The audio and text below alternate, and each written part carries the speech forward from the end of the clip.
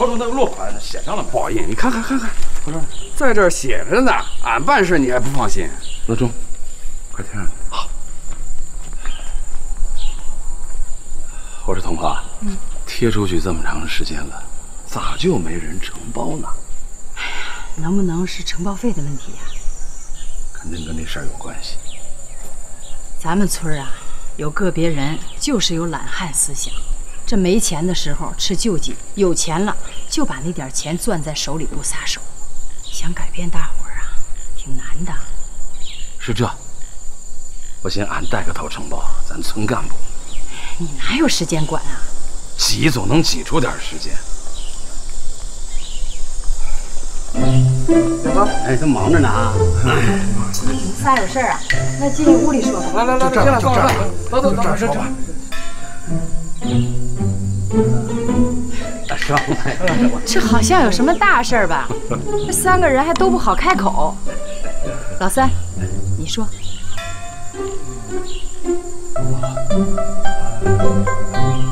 俺想要钱。要啥钱？哎呀，等会儿，他说不明白，我们要退砖窑股的钱。什么？你，老三，哟，就你还想要钱？不是，就你这货，你说你拿了钱，你能弄啥？你能弄啥？哎，宝印，你说这个话就不太像领导干部。古语就讲，君子爱财，取之有道。我们呢，只是想要回属于我们自己的钱，是吧？这不是天经地义的事吗？萧万贤同志，你都不用说，这个主意就是你出的，俺都能猜出来，对不对？俺想问一句，你们仨都退股啊？都来了，就是吧？啊，没钱花了。童话，我是想退了钱，自己单干点什么。想进就进，想出就出，啊！你们把村委会当成什么了？村委会欠你们的钱吗？我告诉你们几个，到时候砖厂赢了利，俺们给大家分奖金，那个时候你别怪俺们没带你们发财致富。先别发火，问清楚再说嘛。真退股啊？这个咱们村这个砖厂啊，自从点火到现在，基本上就没停工过，是吧？就前几天呢，补修这个窑顶的时候停了几天。当初就说集资入伙，利益共享啊。当然了，那个集资的钱我们已经拿到了，可是分红跟收益迟迟没有。什么时候有这个分红，咱心里没底呀。所以既然没有分红的话，那这个企业办的有什么意义呢？万贤呀，是这样的，咱们村里呀欠着外债呢，很多，得慢慢还呀。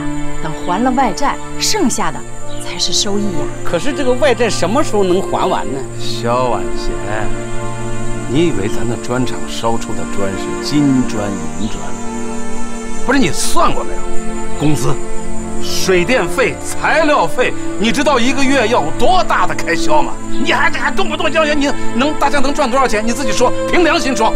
你要这么说，就没有办的必要了。万贤呀，有话呀，咱们慢慢商量着来啊。俺觉得这砖厂还是有办的必要。你看这农忙的时候，大伙下地干活；农闲的时候，可以到砖厂上班啊，至少啊还能挣点钱。而且有了砖厂，还能帮咱们村啊解决开支的问题。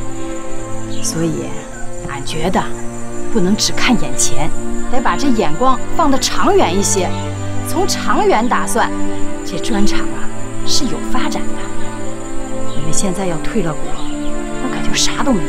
是你说的吧？对于那些在砖厂上班的人是挺对的。像我们仨基本上不在砖厂上班，所以说呢，就体会不到你说的那几句话的价值。俺现在看鱼塘去了，俺也不在砖厂上班了。我倒没有这个意思。我现在田也多，又承包了鱼塘，我就不想在砖窑干了。这样，这件事儿啊不是小事儿，咱们村委会好好研究一下，等研究完结果通知大伙儿。中不？这个砖窑啊，当初是大伙拿出血汗钱凑到一起，对吧？集体入股，正因为集体入股，砖窑才能运转，才能挣到钱。所以这时候我们要钱，理所应当，对不对？对。这本金都分给咱们了，砖窑跟咱也没啥关系了。错，本金分给咱们，砖窑依然是咱们的。准确的说，这只能算是第一次分红。你想啊，如果你把钱放的那个地方是死的，你把这个本金集资这个钱要回来呢，放在手里就成了活钱儿，对不对？对啊。所以说你们要这么想，谁拿到钱呢都有用。比如说进来，你要到这个钱以后，是不是可以给儿子娶媳妇儿？对呀。啊，老贵，你最能理解钱对你重要不重要？哎，重要。老三，你要是手头有钱，遇见合适的也可以娶个媳妇儿吗？好事啊！别说咱们了，就连同花拿到这个钱，也可以给孩子看病啊，有没有道理？有啊，写的。要你这么说的话呀，这个股啊，我真得退了它。退股是明智的，而且现在是退股的大好时机。过一段砖窑要是垮了，你即使想退也没钱了。你退了还得跟着后边要钱呢，是不是？有道理。这样，咱们当初啊入股的时候啊，集资的时候都按了手印儿。我建议啊，退股的时候咱们也签字按手印儿啊。别的代表不了，至少代表了我们退股的决心，好不好？对，是吧？等会儿我问大家，我站在这个角度是不是为大伙考虑？是。我是不是出发点是为你们好？是。所以说啊，你们也要为我考虑考虑。到时候万一问起来，就别说我鼓动的，就说你们自愿的，好不好？好。这个，哎，你们为什么退股啊？我们自愿的。赶紧签字，签字。好，站哪呢？站哪呢？下按我的，下按我的。好。先按我的，快。老贵，你先来。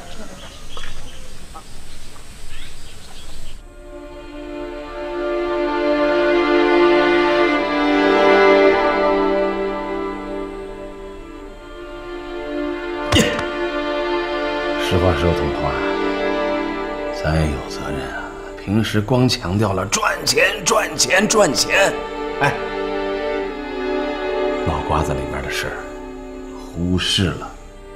现在大家兜里都有点钱了，可是这集体不能丢啊，这党支部还要不要？当然了，思想工作也要加强。这没有集体，哪有个人呐？还集体呢？他们要是有集体意识，就不会退了。俺就是想不明白，俺们后牛风风雨雨这些年，那后牛的精神传统说丢就丢了，俺心疼。但是回头想想吧，大家的心情也都能理解。童话，这个事儿，俺们可不能强迫呀。是，当初大伙入股的时候，咱们是家家户户做的工作，现在大伙想退股了，咱们也不能硬拦着。可是工作还是要做，掌握一下分寸，尊重大伙的个人意愿，党的民主原则不能丢。如果大伙实在不愿意，那咱们就只能算账，分钱。不中，那砖厂不就黄了吗？挨家挨户去做他们的工作，俺就不信了。老叶啊，要俺看，还真的做好黄摊的准备。我咋都不说话了？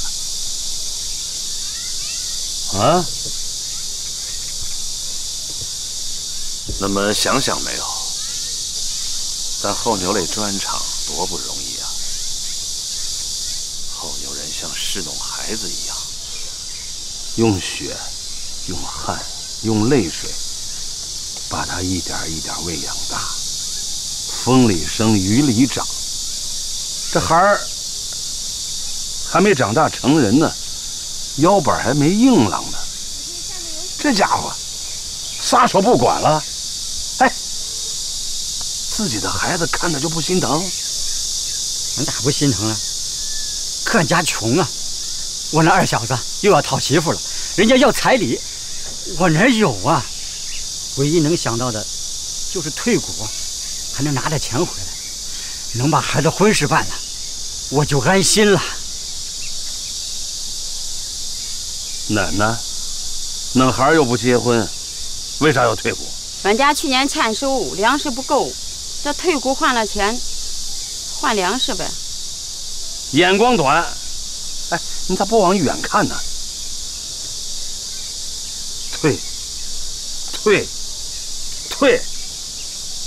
都退了，砖厂就没了，砖厂就倒闭了，咱后牛人以后咋办？后面再说，后面。俺跟你们再聊一聊啊，这个现在要求退股啊，那就等于是杀鸡取卵，所以你们呀要对俺要有信心啊！哎，俺没说完。所以乡亲们呀，不能够这个砖厂有点钱就想着给自个儿分点，是不是？啊，是这啊，村委会研究过，适当的时候呢给大家分，但是现在呀，这个砖厂正困难着，真的不能让它黄了。这个股份呢，现在真不能退，真的。哎呀，乡亲们，理解呀！这退股啊，你们只是眼前能拿到点现钱，那往后可就没有了。再说了，这钱到了你们手，就这几个钱，你说你们能干啥呀？真不如投到砖厂，让砖厂继续生产，早晚能赚到钱的。我看呀，也赚不到钱，那么累那么辛苦赚回来的钱，还不够发工资呢。是这个什么呀？什么理儿啊？那过日子做事儿，那不得往远了想啊。那不管怎么说，这砖厂啊是咱们自己的企业，对吧？有了这个砖厂，将来呀，咱们都有依靠。有啥依靠啊？干了这么些年，连个债都没还清。再要是欠债了，嘿，连这点钱都拿不回来了，不能干了。就是没办法，不干了。咱们大伙儿再想想啊，再想想。不用再想了，不想啊！退股，不要退了。大伙儿都来齐了。这站到砖厂这儿，一下让俺想起来当年集资办厂的事儿。那个时候啊，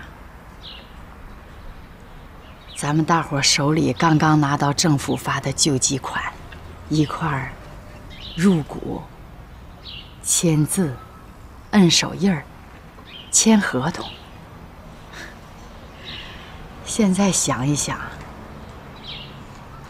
都让俺非常激动。那个时候啊，咱们后牛的人啥都不怕，有干劲儿，不退缩，敢跟困难硬碰硬。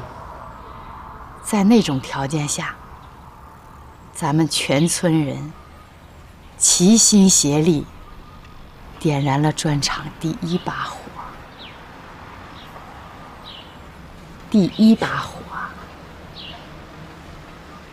就在那儿。可是现在呢，大伙儿要退股分钱，不管怎么说，也不管是什么原因，都是俺的错，是俺没本事，俺没本事让大伙儿赚到钱，让大伙儿对俺失望了。是你们没有看到砖厂有希望，所以才想退股。这事到如今，退股分钱，俺得同意了。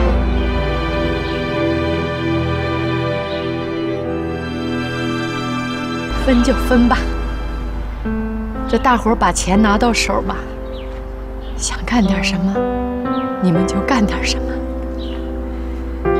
就是这砖厂没钱了，就没法运转，就得停工，就黄了。不过这也是没办法的事儿，是吧？既然当年咱们大伙见证了点燃砖厂第一把火，那今天熄灭的时候，咱们大伙也都做个见证。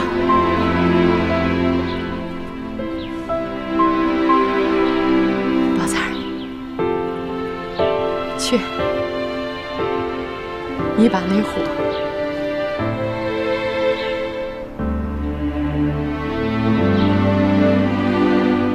灭了。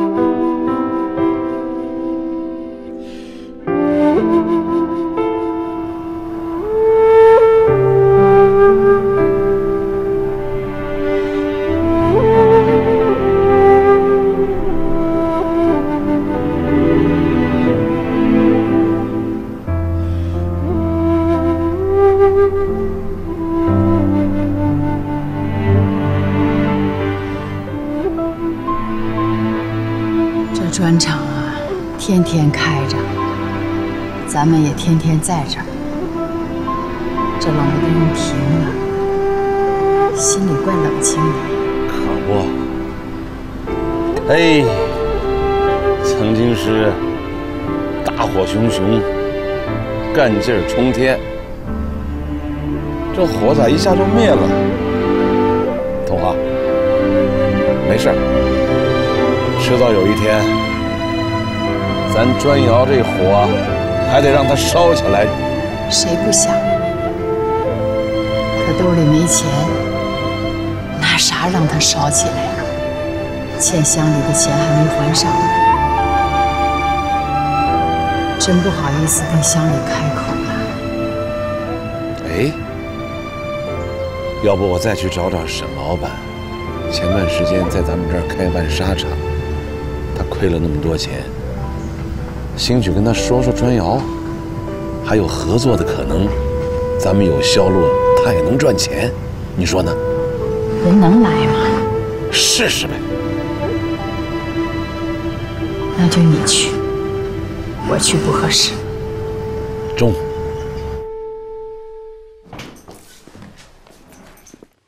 回来啦。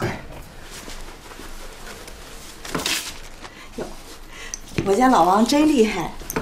又签了这么多合同啊！哎呀，这个合同呢是签了不少，不过都是退订的合同，所以眼下我们必须考虑这个企业转型的问题了。哎呦，这转型风险太大了，别的行业咱也不懂啊。你想往哪方面转啊？百姓生活无非就是衣食住行，民以食为天。服装市场不行了，那我们就转向食品加工业。现在不是有越来越多的人关注这个食品安全和绿色食品吗？如果能把田间地头到消费者家里这条通道打通，那这个市场就不可估量了。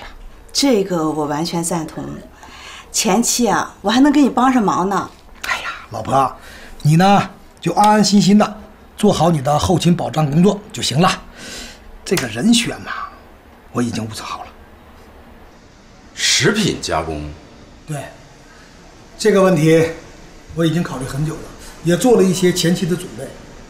随着我们国家老百姓生活越来越富裕，那肯定对生活品质也要求越来越高。这个市场前景应该不错。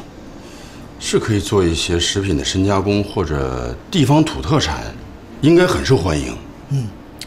你先把服装销售放一放，接下来呢就是做具体的调研工作，重点是地方土特产方面，我们要抓紧准备，抢占市场先机。这个解决农民呢卖货难、卖好价难，同时也让消费者吃上放心菜、加油菜。你想啊，一个家庭、一个小区、一个北京城，每天要消耗多少食品？王总，你说的太好了，这确实是一个巨大的市场呀。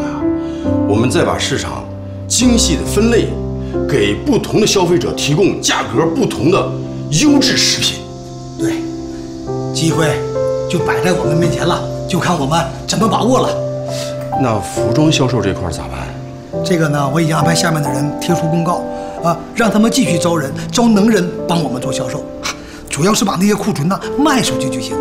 你下一步呢，就是做具体的、详细的调研工作。调研一结束，马上投入生产，时间就是战机。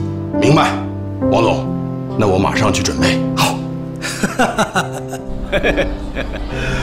老同学，是这，上次俺后牛的事儿，宝英，我实在是对不住你。哎，不提了啊，过去的事儿，咱不提了。做生意有赔有赚，终不提了。但是，宝英，我跟你喝一杯赔礼道歉的酒。宝英，你说这话让我这酒怎么喝呀？喝一杯同学的酒。中，同学酒啊！来，老同学，沙场的事儿让你亏了钱，宝英，我心里一直亏的。我总觉得咱应该找个事儿，咱想办法把这个亏空呢给它补上。我这么跟你说吧，后牛有个砖厂，知道吧？知道。这个砖厂是村民们集资办起来的。可是现在呢，村民们要撤股，砖厂停了。你是让我再投资把砖厂建起来？你太了解我了，太了解老同学了。同学这么多年了，你啥想法我不知道。先说说，村民们为啥要撤股啊？目光短浅，他一撤股，不就能分到钱了吗？就这个原因。哼，那还是你砖厂不赚钱。砖厂要是赚钱，村民们每年都能分红，人家为啥要撤股啊？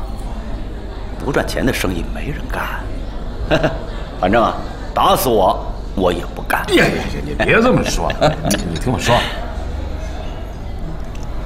砖厂不是不赚钱，就是赚的不太多。本来呢，俺们村委会是不同意的，想多攒一点钱再分给大家。你想，后牛是东欠西欠，这把钱稍微一还，也就没剩多少钱。可是呢，村民们等不及了。这事儿我得好好考虑考虑。你考虑啥呀？你要真把这砖厂接过来，我跟你说实话，比你从县里请工人要便宜，对吧？后牛的这些人呢，既能到你这儿上班，价钱又低，还能照顾庄稼，这是不是两全其美的事儿吗？哎，来，喝酒。好了，讲完了，怎么样？大翠姐啊，你之前又没干过销售，你知道咋干啊？这个不是开玩笑的事儿啊，万一弄砸了，那可怎么办？谁告诉你我没干过呀？以前在我们村儿，我在砖厂干的就是这活儿。这还比砖好卖呢，衣服人人都穿，肯定没问题。我啊，还是觉得有点不靠谱。你怎么老给我泼冷水呀？人家王总跟大姐都信任我，就你。就这么跟你说吧，一个好的销售，关键不是在于专业知识，而是看谁能比谁吃苦。反正我是不怕吃苦，不怕受累，多勤奋点儿。以前咱们在歌厅啊，那都不是长久之计。干销售虽然刚开始苦点儿，但是越往后越好干。等局面打开了，你就等着跟我数钱吧。好吧，那就跟你干了。真的呀？哎呦，太好了，我这个好妹妹呀，这就算吧。别打我！来，大顺，请坐。谢谢王总。哎呀，我老婆呀一直跟我举荐你，说你呀能说会道，适合做销售。大姐对我特别好。而且你那个销售方案呢，我也看过了，很有创意。你真的想干这个？我当然想干了，谢谢王总信任我，愿意把这个机会给我，我拼了命也得好好干呢。那说说你有什么优势？哦，是这样，你也知道，我生在一个小地方，小城市呢肯定比不了大城市，还是相对比较落后的。比如就拿服装这件事来说吧，在大城市已经过时的款式，可能在我们那儿还是最流行的。就像咱们厂子现在滞销的这个牛仔系列，据我所知，在我们老家还是最时髦的款式，所以我打算把这批货呢拉到那儿去卖，价格肯定比不了在北京卖的这么高，但是销量不可估计啊。还有呢，我以前啊在县剧团工作，对服装搭配这一块呢，我还有点自己的见解，我有信心。这个我就占据了熟悉环境和熟悉人员的优势。哎，对了，我又写了一个具体的实施方案。王总，您过目不太成熟啊。好啊。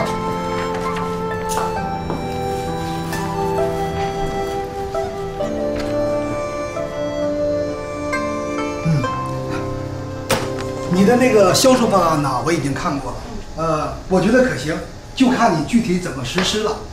如果你真的能把这些库存的服装都销出去啊，我给你5%的提成，1万块钱提500，怎么样？王总，5%的提成不中，我还是想按批发价格拿货，赔了赚了算我自己的，中不？你觉得这样好啊？你也知道，我以前在酒吧唱歌，打几份零工赚的钱呢，都是想给秉恒治病，但这都是小钱。这次难得有这样的机会，我想拼一把，多赚点钱，彻底把秉恒的病给治好了。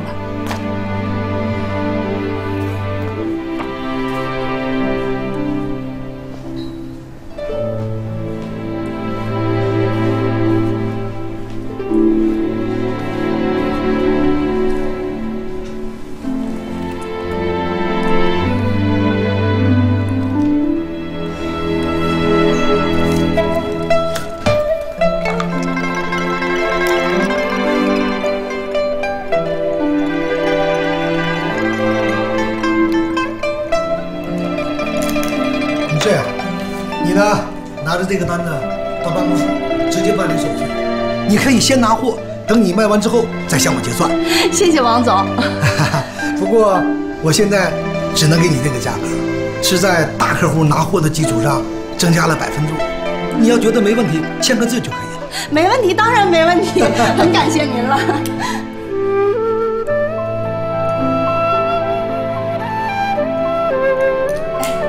谢谢王总，那我现在就去了。好，您忙，谢谢谢谢。去吧。哎呀，难得呀，当今社会还有这么有情有义的年轻人。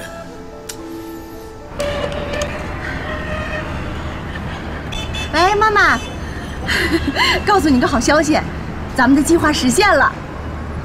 对呀，我刚签完合同。那好，我现在就来找你。哎，既然不打算在服装厂干了，今后你准备干啥？我还没想好呢。这不玉莲要生了吗？我得带她回去。至于干什么，到时候再说吧。中，好好照顾玉莲啊。那我先回了，那咱就村里见吧。行，走，我送你。谢谢关志远。你别动了，别动了，我走了啊。好，来了啊。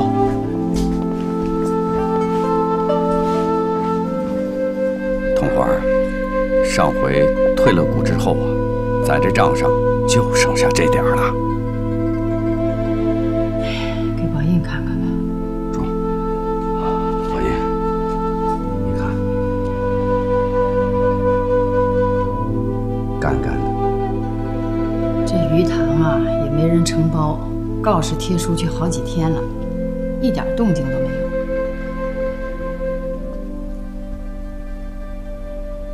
桐花支书、宝印主任、宝财会计都在呢啊！呀呵，这称谓全乎啊，头衔都带上了。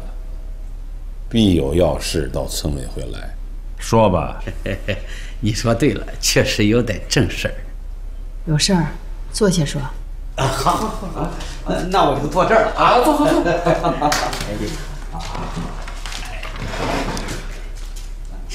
你拿啥也不碍事。是这个啊，这回退股的事儿啊，我是深感内疚。尽管大伙都想退，但思来想去呢，这个头确实不应该由我来带。宝印，我说实话啊，我也是有点盲从哈。所以说呢，我觉得退出这个钱呢，绝不能不明不白的。咱们后牛人才辈出，自古以来不缺少深明大义之辈。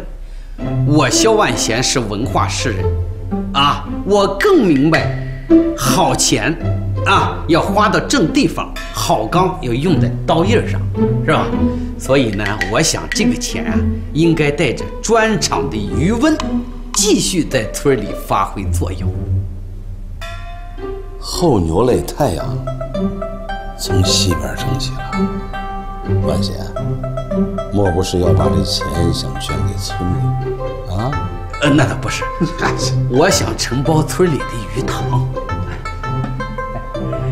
承包鱼塘？是，就是告示不都贴了好几天了吗？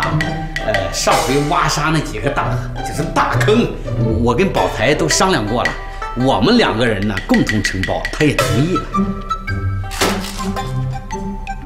你咋没说呢？这事儿，看吧，这个，俺也着急嘛。关键这万贤呀，太能说了，这非要鼓动俺跟他一块合伙干。俺要是不答应他呀，俺感觉好像对不起整个后牛了。但是这个事儿啊，俺不能提。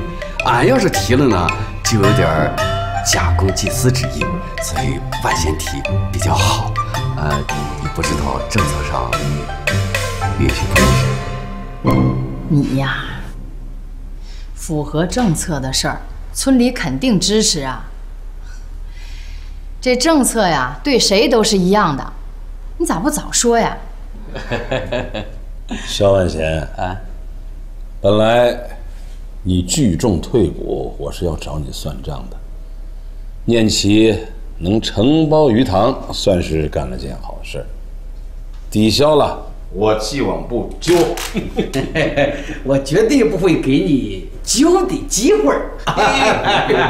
你放心啊。后牛村里好儿郎，退股就为包鱼塘啊！这个宝财万贤齐努力，年底赚他个金满堂。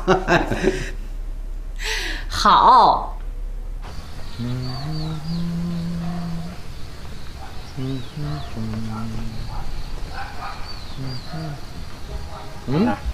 你咋回来了？不看鱼塘了？大白天的，看啥呀？又没人偷鱼。哼，说的也是，你要是不偷，没人偷。你还有完没完了？俺就那么一回，你还打算睡一辈子啊？别在那坐着了，做饭去。没看我忙着呢吗？王天儿，发现你吧，对这冯程程，那是真叫好啊！哎，你这每天都帮他熬药，他们家里的缸里那水，也都是你挑的吧？那是后田媳妇儿，你不知道啊？俺知道。做饭去。那后田啊，这走了多少年了，一点消息都没有。哎，俺觉得吧，你俩要是在一块儿过，别胡说八道了。你的呢？鱼也偷了，对上线了。就是人家说，得这想一想。有啥好想的？过就过，不过就拉倒。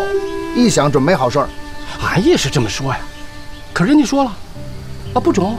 王天儿，你说他们是不是还想再要点鱼呀？宋老三，你要是再敢动我的鱼，我淹死你，信吗？你看，你说翻脸就翻脸。你要是实在不给俺，俺就到俺嫌那鱼塘弄去。你笑啥呀？你敢动他的鱼，你就等着脱3层皮吧。就他？他咋了？得了，我去把药送了，赶快做饭啊，我饿。你做饭去啊，把炉子拿回去。做饭去啊！兄弟啊，这北京的马路宽不宽？北京的马路啊，我这么跟你们说吧，我去之前根本都没想到，我往那个尤其是长安街上一走，在那个车里一看，好家伙，并排4辆车啊！你说比咱后牛的路得宽几倍？哇哇，4辆车同时开，并排走4辆车。哦，新玉，那北京的灯它亮吧？呀，光亮还行啊，关键是啥呢？你往前走几步就是一个路灯，走几步就是一个路灯，这路灯一开就是1夜，都不带关的。哎呦，1夜不关呀？哟，这不费电呢。哎呀，那电是人家北京的啊，人家自己家里的电，那不管怕啥呀？啊！新玉，那天安门广场它真的升国旗啊？那当然了，天天都升国旗。我一到北京，赶紧抽时间去看，因为啥呢？我最想看升国旗了。可是我一到那儿，我都傻了。那个天安门广场啊，得有咱们整个后牛村这么大，比村还大，我觉得。我到那儿一看，那个国旗升起来以后，国歌一响，当时就给国旗敬了个礼。哎，新月，那北京的姑娘漂亮不？你咋不带回来一个呢？啊？是呀，咋带回来一个呀？哎呀，你看你问这话问的，把孩子脸都问红了。行了行了，都问这么多问题了，人新玉回来都累了，赶紧回家吃饭去吧。你刚回来多休息啊！先让新玉回来再看。新玉，有什么事儿明儿再问啊。闲了再回来听他喷。这货到北京去了。走啊！好了，哎，新玉。北京真那么好啊？真那么好事儿，比我去之前想象的好多了。外边太好了。这回回来打算待几天呢？其实吧，我这次回来是出差，公司想做那个土特产加工和那个食品深加工这种行业啊，让我回来看看、了解了解、调研调研。土特产啊？那你们打算在哪儿搞研发调查呀？具体位置也没定下来，所以先考察一下。你是咱后牛的孩儿，你先看看咱这后牛，什么瓜呀、果啊、梨呀、桃啊，看能不能跟他们一块儿合作合作，什么东西拉扯拉扯，有没有啥项目？我也是这么想的，最好在咱后牛，最起码在这一带吧，是吧？关键是要找到一个契合点，这个点找准了，我肯定大力推进。说来好。你说这么多年呀，我跟你爸呀，就为咱们村脱贫致富在找路子，可是没有一件事儿啊做得让人满意，就连咱们村那砖厂现在都停了。是，我也有这个体会。你看啊，我现在在这个公司，人家本来是做服装的吧，老板一看这些年这个服装市场啊，也前景不太好，马上就准备考虑转型。他当时这么一说啊，我就想咱村也一样啊，咱也应该借鉴人家这种想法，这种关键是市场的前瞻性，这个意识得有啊。你看咱们村现在就这一个砖窑吧，那就等于啥呢？在一棵树上吊死，这咋能行呢？关键是咱们这个砖是传统的老式的砖，现在大城市搞建筑已经不用这种砖了，用那种新型的材料，叫啥泡沫混凝土，这种新型材料烧出来的砖，咱们就算是村民不退股，你这个砖窑这么烧也烧不了几年啊。原来呀，我跟你爸还商量，多弄点钱凑一凑，把这砖厂重新干起来。照你这么一说，咱这砖厂还干啥了？那倒也不是，干还是能干，就是看看怎么改革一下，得革新呀，是吧？你要是还像过去那样，肯定不行。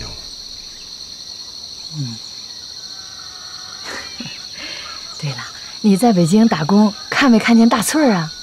大翠啊，就算是村民不退股，你这个砖窑这么烧也烧不了几年啊。原来呀，我跟你爸还商量，多弄点钱凑一凑，把这砖厂重新干起来。照你这么一说，咱这砖厂还干啥了？那倒也不是，干还是能干，就是看看怎么改革一下，得革新呀，是吧？你要是还像过去那样，肯定不行。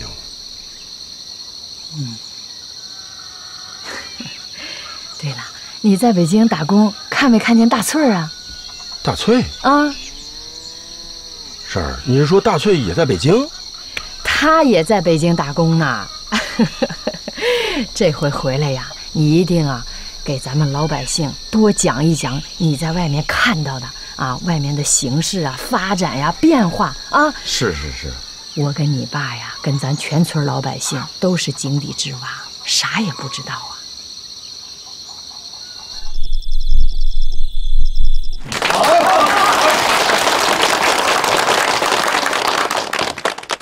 市场多元化，啥意思呢？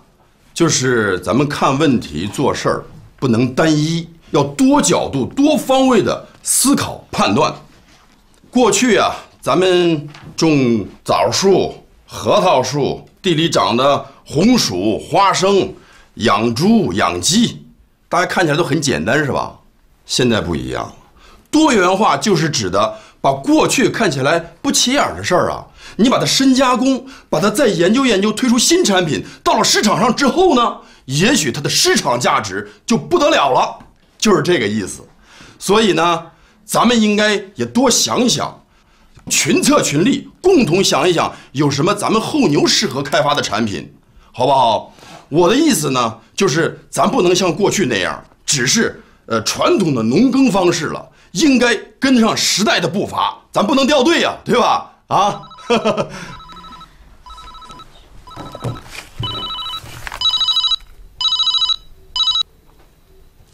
喂，你好。对，我是陈新玉。哦，那个，我现在手头有点事儿，一会儿回给你。啊，不好意思啊。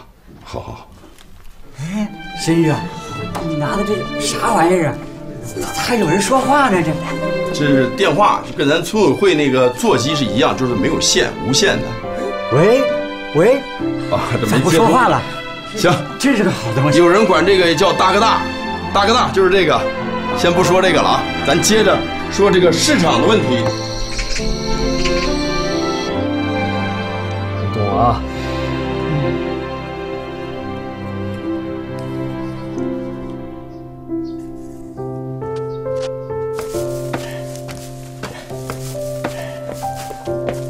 儿子，你拿这么多红薯要干啥去啊？妈，上次我给秋哥送过去的红薯啊，他说特别好吃，这又给我打电话了，我再给他送点过去。那应该，送多少都应该呀。当初你生病住院的时候，人家借咱500块钱，这过后啊，我跟你爸还了多少次了，他死活不要。他可真是个大好人。这人情啊，咱得记着。对，妈，这人情啊，我记一辈子。对了，妈，这新玉回来啊，给我讲了很多外面的事情。你看，咱们国家现在发展这么快，这许多东西啊，我都不知道。我真觉得我有点落后了。正好新宇回来了，我还想跟着他出去闯闯看看，你们觉得行吗？那可不中，儿子，以后有的是机会啊，等你身体养好了，往后再说，不急。妈，我现在身体好了，你看我拎这么沉的红薯，这都不费劲，这精神头也足了，你就让我出去吧。就是，都能帮着干活了，我看啊，老在家里待着啊，也不是办法。出去走走，俺看行。对，这事儿我听爸的。你不能听你爸的，你知道什么呀？万一累坏了呢？儿子，你看这新玉呀，他回来是搞调研的，也不走远，就在咱们村附近。妈知道你待不住，想出去锻炼学习。你这样就跟着他围着咱们村左右，不走远，转转。啊，那也行。我先把红薯给秋哥送过去，然后我找新玉去。我帮你。不用。这点活累不着他。哎呀，咱儿子好了。是啊，等儿子好利索了，健康了，咱们家该多好啊！那可谢天谢地了。姐，你真识货，我们这牛仔裤出口转内销的，你满市场转悠找不到这样的货。你看看，哎，我妹子身上穿这个就是您要那版型，怎么样？漂亮，回去绝对好卖。对呀，但是你那价格给的真是太低了。不低了，我之前拿牛仔裤比这价格还要低呢。妹子，你挺狠的，发大财了吧？看您这话说的，发什么财呀？您是大老板，做的是大生意，我们就是赚点小钱。对呀，我们就赚点小钱。您看这版型多好啊！这一条牛仔裤，我们就赚您1毛钱，您信吗？你说你吃肉也不能让你这俩妹子喝不上汤吧？姐，再多加点儿，多加点儿，这个版型全给您，从此绝版，别人拿不着货。妹子，你真会做生意，我说不过你，好吧？我就加一点。好嘞，姐，一定的。慢慢，点货，上车。点好了，谢谢姐。来。哥，你最近挺好的。哎呀，挺好。哎呀，辛苦啊。咱店的生意我看也挺好的。还行。快坐。哎，快坐。哥，你先坐。你坐。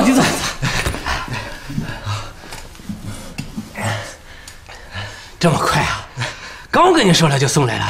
哥，你说你想吃，我能不赶紧给你送过来吗？谢谢兄弟啊！哎，身体咋样了？我挺好的。等病好了，还来我这干啊？行，哥，等我身体完全恢复了，我还跟着你干。好，就等着你呢。哥，你这么爱吃红薯啊？我上次刚给你送过来，这么快就吃完了。哎呀，不是我一个人爱吃，是大家都爱吃。这咋回事啊？上次你送来那些红薯啊，我让厨房做了一道菜，结果全都爱吃。我又试着创新了几道新菜，结果全部畅销。这不，你又送来了一袋子。这要是顾客满意的话，我就到你村里去进货。到时候我们搞个合作，你们种植，我销售，好不？真的，秋哥，那真是好事啊！你咋不早给我说呢？你要说，我就把我们家那些红薯我全都给拿过来了。等着，顾客满不满意啊？很快就会知道了。你在这等一会儿啊！我现在去厨房，现在就去做。你在这等着啊！那行，那谢谢秋哥了。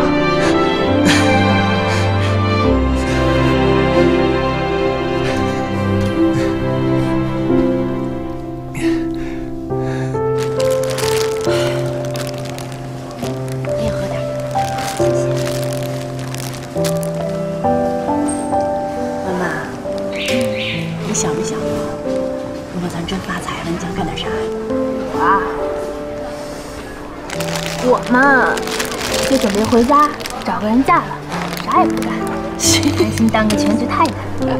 你点出息，你就没有点远大的理想抱负？比如说，开个公司当个老板啥的？没有。我就准备啊，等你这批货卖完了，我就回家，或者还回剧团。我还是比较喜欢演戏的。瞎折腾。姐，那你呢？你准备去干啥？我呀，我还回蓝铜，我的根儿在那儿，别的地方扎不下去。那你咋不现在回去？我现在回去干啥？我得多赚点钱。现在咱们就努力工作，多赚钱。等到腰包鼓了，我就回去。回去之后呢，先把村里的路修了，省得一下雨那路都没法走。再就是要修学校，让孩子们都能在亮亮堂堂教室里上课。还有就是要开一个村办企业，让村里的人呢都能到厂子里上班，像在城里一样。那该有多好啊！是啊。这红薯多少钱一斤？ 1毛钱一斤。1毛钱，一天能卖多少斤？一天也就卖个40-50斤吧。你看我爹在那呢吗？哎，叔，干活呢？又回来了。哎呦，太好了。哟，这媳妇是要生啊！进来，别干了，别干了，快看，孩儿回来了。哎，庆儿，回来了，爹。哎，你回来了啊？这叫爹，叫啊，爹。哎哎，走，回家，走，慢点啊。我来，没事，我来。我妈呢？在家呢。行。哎，庆回来了。哎，婶儿。啊。金来，你这是要当爷爷了？是要当爷爷了。喜欢孙子还是孙女呀？都中。双胞胎吧。哦，走，回家，给你喝点。慢点啊，自己来，慢点。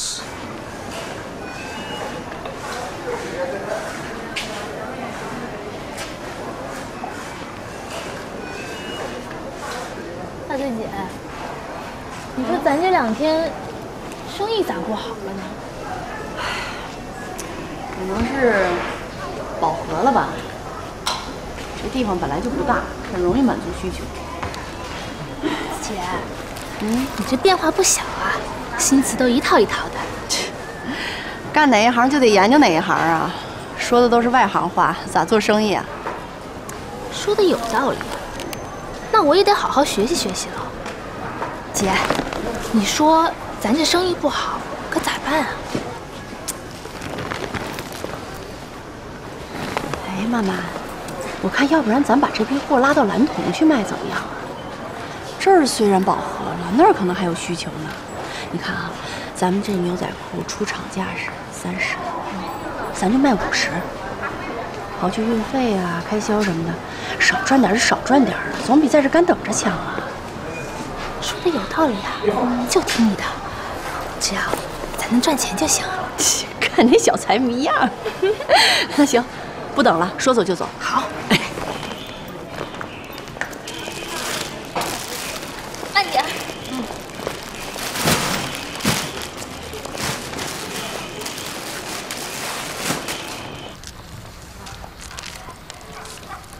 妈，看，这。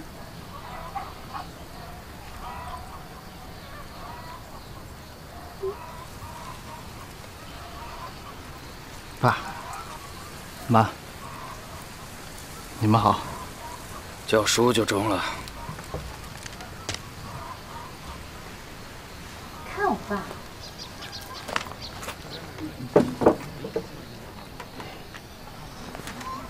妮儿啊，你回来了，和你妈上屋里说话去。老婆子，妮儿回来了，给她做点饭吃，做点好吃的。哎，好。丽儿，我补。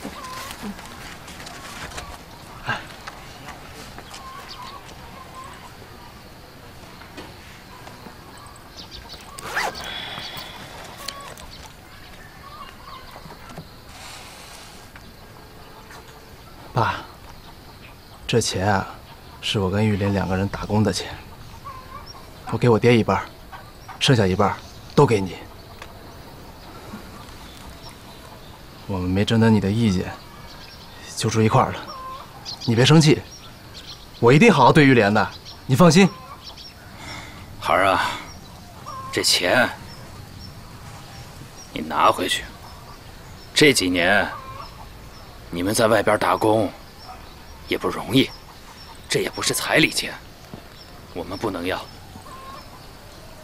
我们家玉莲回来了，我们好几年没见了，这回让她在家多住几天，不是还得举行婚宴吗？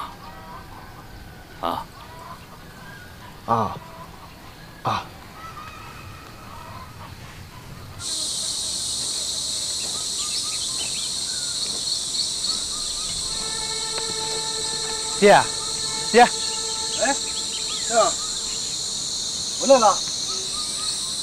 啥呀？钱没收。没收就没收，8888块啊，省下来办酒席。你说让玉莲待他们家干嘛？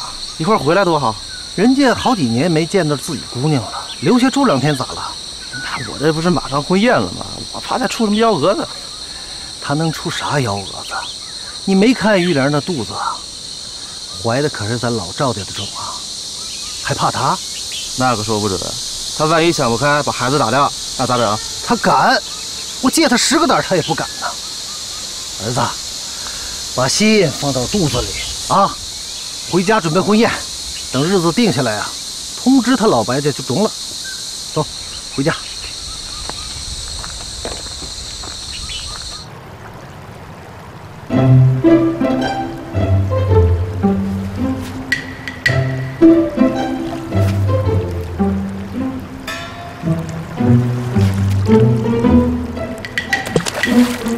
宋老三！啊！您咋过来了？干啥呢？没干啥呀，俺这顺道过来看看。俺这有啥好看的？你不在往前头看着好好的，你跑俺这鱼塘看啥呀？老三，你想偷俺的鱼是吧？偷鱼？宝三，你可别冤枉啊！哎，那偷鱼总得有家伙事儿吧？俺手里啥也没有，俺拿啥偷鱼啊？宝三，你又想多了啊！那咱们这不好几天都没看着你了，有点想你，真的想你。俺今天望天那边也没啥事儿，俺就顺道过来看看你呀。你老三想俺，鬼才信呢！你看，俺好心想你们，你还不信？哎，那算了，不信拉倒。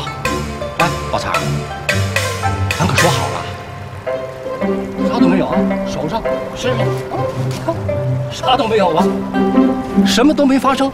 那行，俺走了啊！好心当成鱼干去了。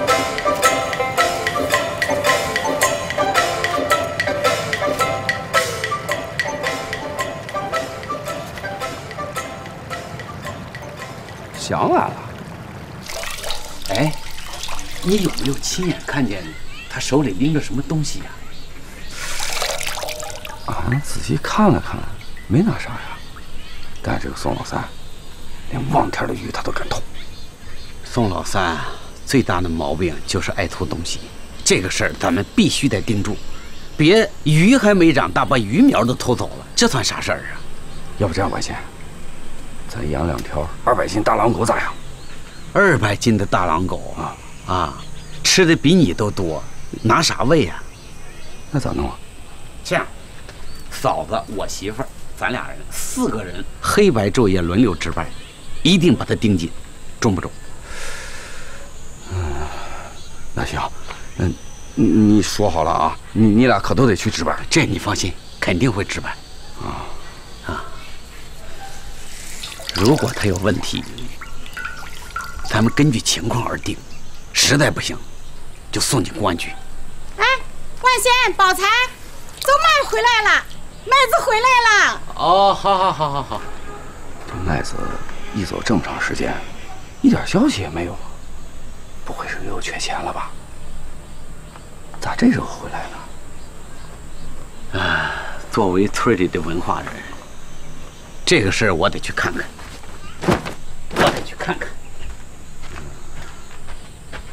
这干部也得管管。行了，搭了就得了。二他娘，我出去一趟啊。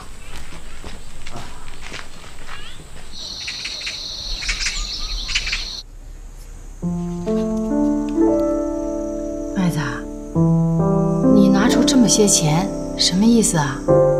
你要弄啥呢？说，婶儿，这些钱呢是我在北京打工赚的，还有一部分是我发表论文得的稿酬。我借这次回村做社会调研，就都带回来了。虽然钱不多，但是是麦子的一份心意。我想请村委会帮我做主，把这些钱呢分给乡亲们，因为我走的时候发过誓，大家伙送我上学那钱，我一定100倍报答。虽然我现在还达不到，但我会继续努力，用我的实际行动回报咱后牛。所以这钱，希望叔和婶儿一定收下。不中，好好听说的，这绝对不中，不能收俺们。先坐下。哎呀，麦子，你这份心意，大伙儿肯定能收下，这钱不能收。你在北京上学不容易，处处用钱啊，这些钱先拿回去，来日方长，等将来你有出息了，真正赚到大钱了，到那个时候再说。叔，婶儿，这钱你们要是不收，我这心里面就一直觉得愧疚。当初要不是你们俩号召大家伙给我凑了学费，我这大学根本也上不成。叔，婶儿，你们可能不知道，大家伙送我上学那天，我在乡亲们的眼中看到了大家对我的期望，就是这份期望让我明白了，我这肩膀上面扛的不只是自己那点梦想，还有对咱后牛的一份责任，所以我一直努力奋斗。我想我干出一番事业来，为咱的后牛发展出一份力。叔，婶儿，这钱呢不多，但都是通过我自己的努力一分一分挣来的，所以这钱我希望叔和婶儿一定收下，帮我先把上学的钱还给乡亲们，这样我这心里啊才能舒服点。麦子，这个主俺跟你叔都做不了。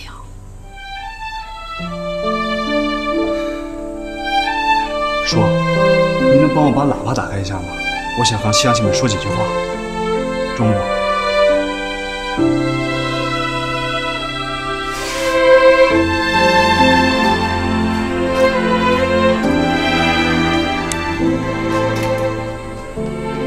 后牛的乡亲们，俺是刘宝印，大伙儿听着啊，咱后牛走出去的第一个大学生周麦，孩儿毕业回来了。他现在呢，想和咱乡亲们说几句话，大伙儿把耳朵都抻起来听着啊。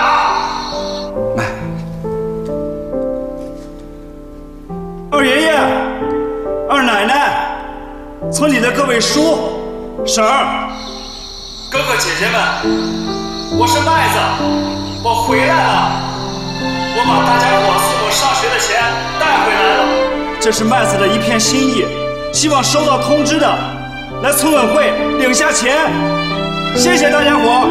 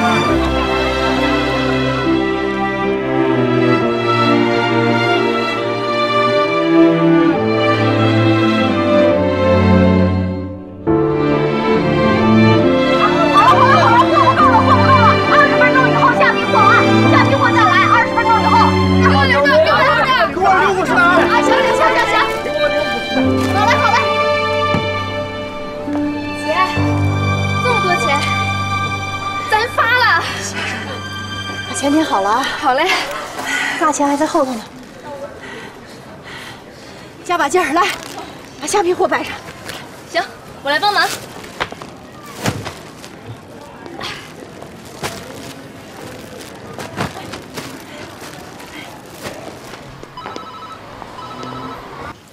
喂，我是陈新玉。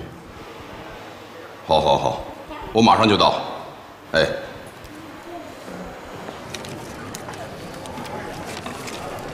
多少？姐，10几万呢，除开给涨价的9万货钱，咱俩还赚了好几万。依道之中。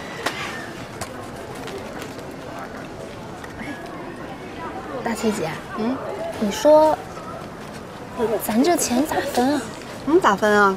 之前说好的1人1半啊。是说好的，可是我觉得你出的力大，我出的力少，要不你多点，我少一点。什么谁出的力大谁出的力小，都一样，1人1半不能变。可是这1人1半，我实在有点过意不去啊。这主意都是你出的，出货进货都是你在张罗，大包小包也都是你在扛，我怎么好意思1人1半啊？你就别啰嗦了，我可是把你当亲妹妹看。姐挣1分钱都有你的1半。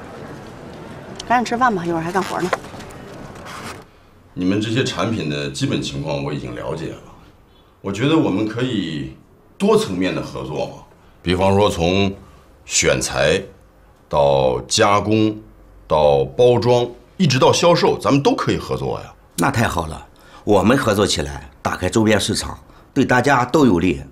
我也这么认为，所以我决定马上把你们的产品和市场营销情况汇总一下，报告给公司，尽快给各位回复，好吧？好，太好了，太好了。预祝咱们合作成功啊！但是接下来在价格方面，还希望各位老总给予优惠，因为咱们双方让利才能共赢，对吧？秦老板，你真是一个生意人。好，我跟你合作，跟你合作我也放心。好，感谢你们的信任，感谢了啊，保持联系啊，好，再见，好，再见啊。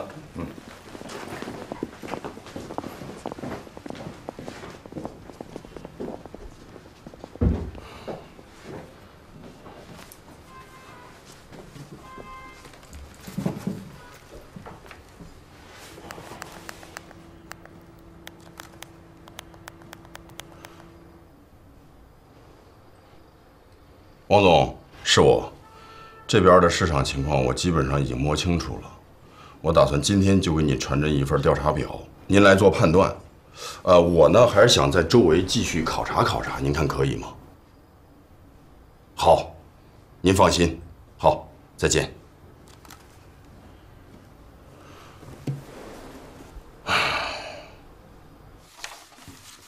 哎呦，轻点，轻点，别碰我这些东西。你说你整天拿着这破东西有啥看的？那都是过了期的报表啊，啥的都是老东西、旧东西，那有啥值钱的嘛？整天看。你知道啥呀？越是这些老东西，在宝印的心里它越是珍贵。看着这些老报表，知道我想起了啥吗？啥呀？想起了咱的专场。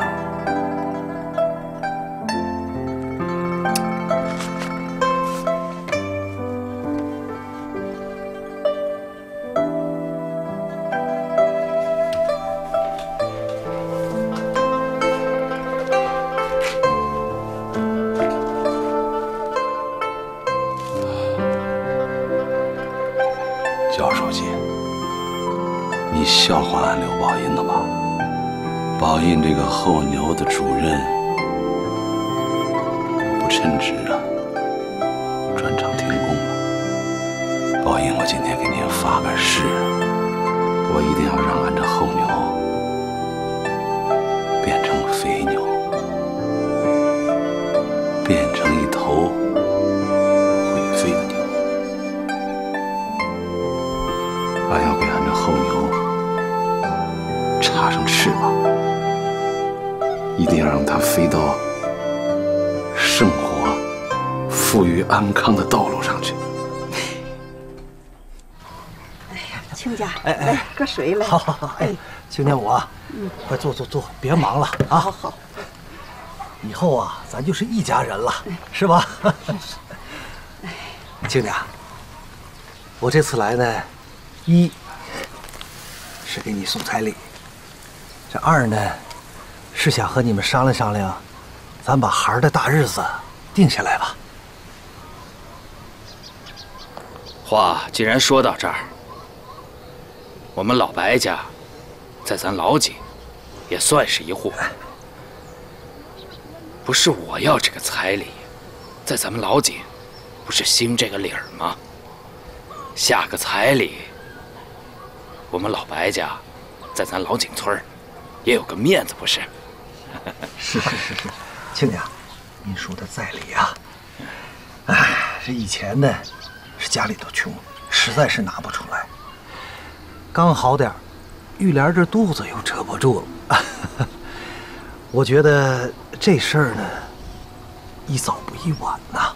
不晚，该生娃先生娃。哎，差着呢。亲家，哎呀，这话咋说呢？以后啊，咱都是一家人，这钱呢，我们就收下了，留着玉莲办嫁妆、生孩子时候啊，我们再还回去。你也别挑这个理儿，我们呀，也就是过个手，要个面儿。哎，中。亲家，你要是没啥意见的话，我想下个月18，就给俩孩儿把酒席办了吧。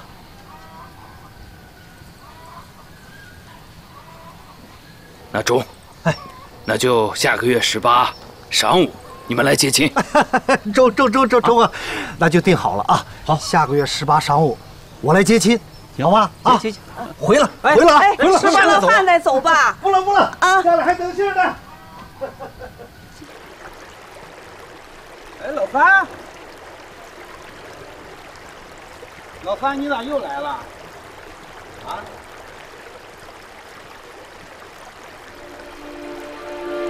哎，这鱼怎么死了？啊？哎，老范，这鱼怎么死了？我不知道啊。你不知道？是不是你干的？不是，真的不是俺干的。你不承认是吧？啊？我们来了这么多趟，看了这么多天鱼塘，为什么一条都没死？你这一来就死了这么多条，啊？你一直站着不走，是不是干了亏心事、内疚？万贤，你说啥呢？你那鱼咋死的？俺哪知道啊？俺这也是刚来没一会儿啊。小三，我跟你拼了！别！万贤，你别！哎，万贤，老三，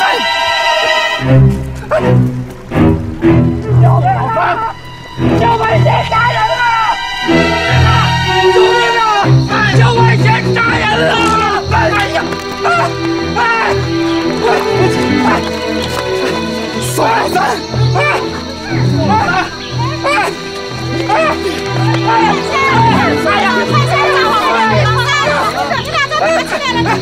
这咋了说？啊，这咋了说？我今天非要揍死他！为啥呀说？为你小麦！你想啊！你干啥呢？你好歹是个文化人，你看你这个姿势，这是成何体统啊？他把咱们的鱼塘下毒了！啥？你老四没有，不是我，你给我闭嘴！万贤，注意啊，只能骑，不能打，按照通话去。出事了！宋老三，说！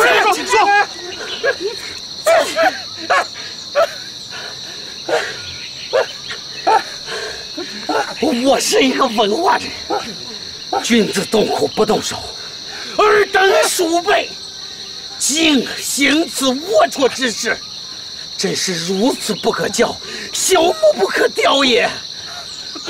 别说，万贤，自找无耻！这到底怎么回事啊？童花，你来的正好。宋老三把我煲的鱼汤下毒了。没有，可都是啥呢？童花，我没瞎说吧？你看看这个，这多可惜啊！这鱼死了，咋弄啊？咋弄啊？你先把手松开。宋老三，这到底是不是你干的？童花，俺都说了多少回了，不是俺，真的不是俺的，你们咋就不相信呢？你怎么就不承认呢？我来到这儿的时候，就你站在这个边上，是不是？我们那么长时间，为什么没有出现这种现象？俺是站这儿了，那站这儿也不是俺干的呀。万钱，你弄错了，你冤枉俺呐！说婶儿，这鱼不是被毒死的，是因为投放不科学，鱼塘里的鱼太多，底部呢由于淤积，再加上天气热，腐烂物质产生了沼气，这鱼啊就容易翻塘。是吗？那咋弄啊？那你有没有办法补救啊？赶紧用空气泵增氧。咱村委会有空气泵吗？空气泵有啊，就在村委会呢。赶紧行动吧！赶紧快去取！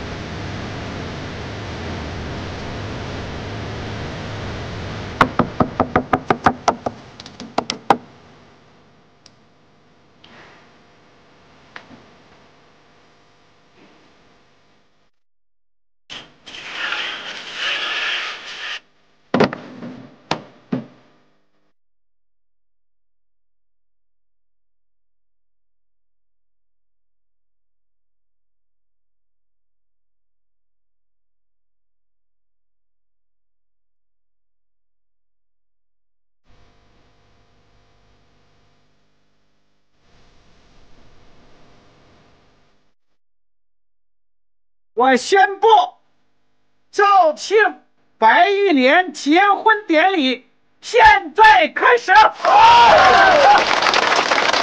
一拜天地。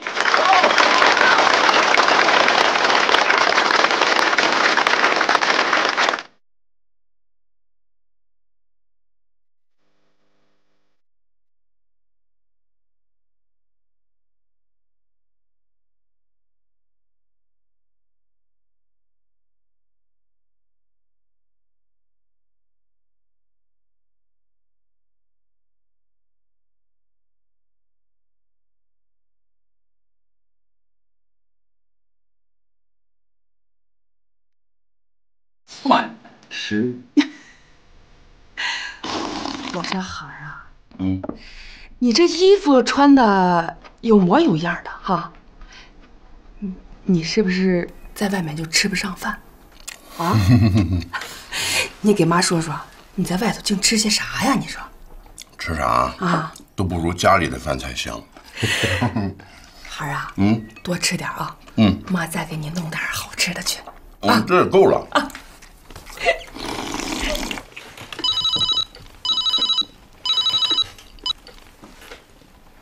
喂，你好，对，我是陈新玉。哦，我知道。好的，好的，那保持联系吧。好，再见。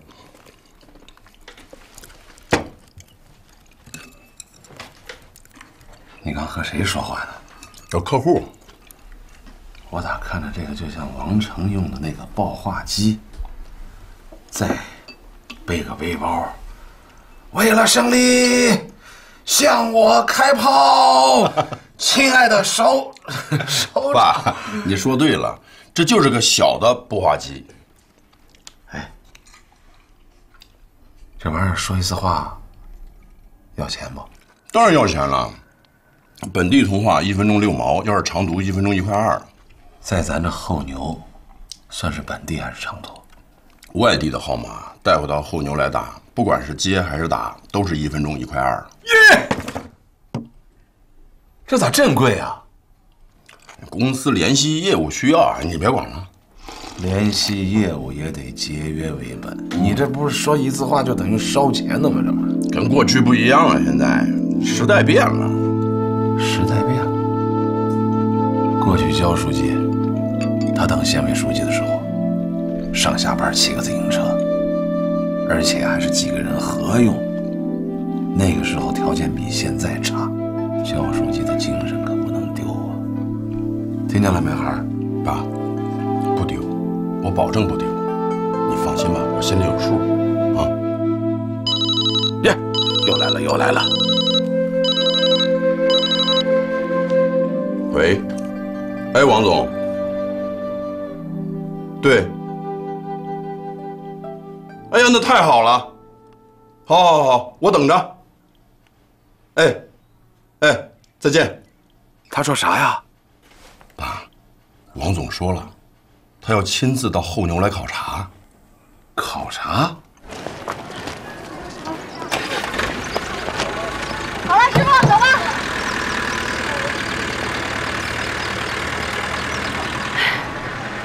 哎，好了，最后一批货终于出了，把箱子拿过来。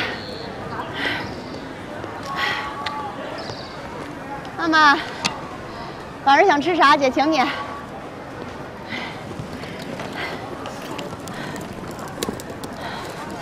姐，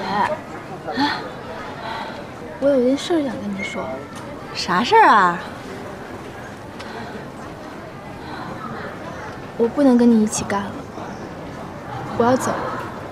我爸妈给我安排工作了。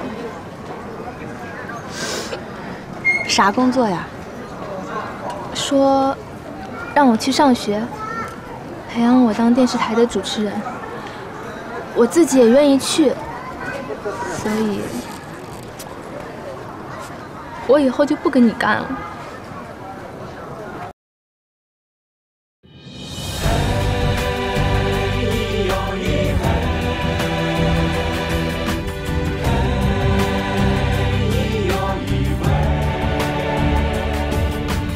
人人都知道那个黄河18弯，可知道巨龙摆尾摔倒在家门前。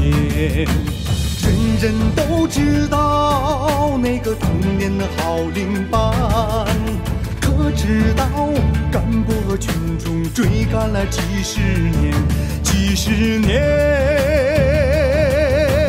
黄土的茫茫，望不到边，土里刨出铁饭碗，健康锄头啊，脚踩泥，不流眼泪流热汗，流热汗。